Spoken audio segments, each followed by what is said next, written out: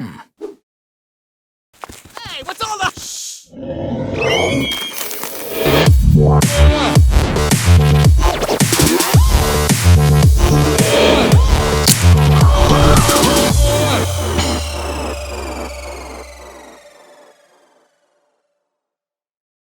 My name's Gelder.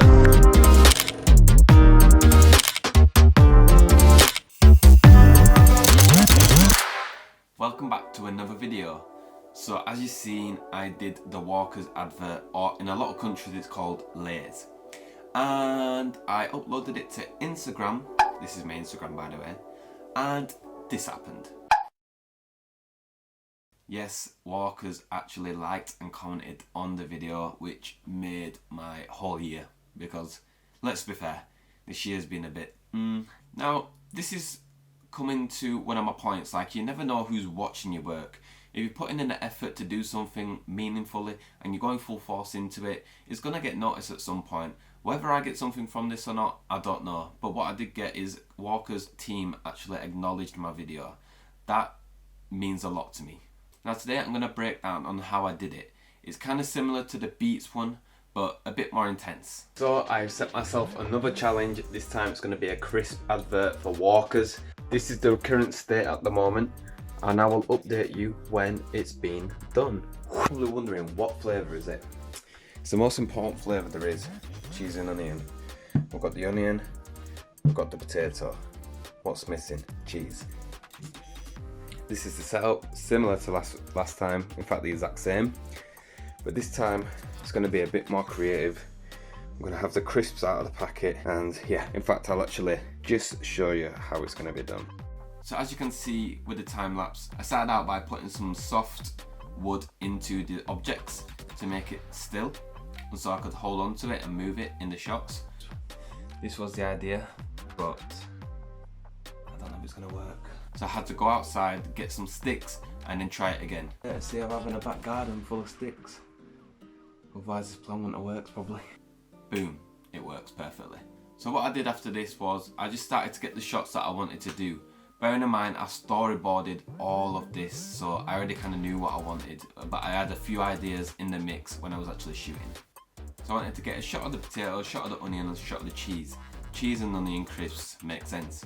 And then what I wanted to do was have the packet of crisp coming up and eating it as if it's the beast, and making all of those three elements come towards cheese and onion crisps. And the way I managed to get rid of the sticks is just keying out on Premiere Pro bit by bit, speeding up the actual footage just so they ain't as much keying to do, really and truly, and also because you want to keep the advert short and sweet. Now coming onto the packet of crisps, what I wanted to do was I wanted to have the crisp coming up and spinning, and then the crisp flying out of the packet. So what I had to do was I had to shoot the crisp packet by itself, close and then open, because obviously it starts closed and then it opens.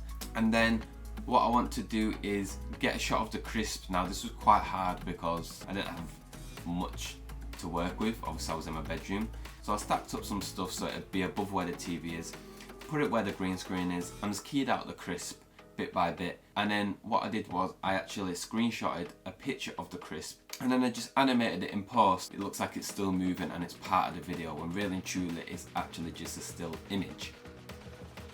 So my room is an absolute mess now. I just chucked the crisps everywhere.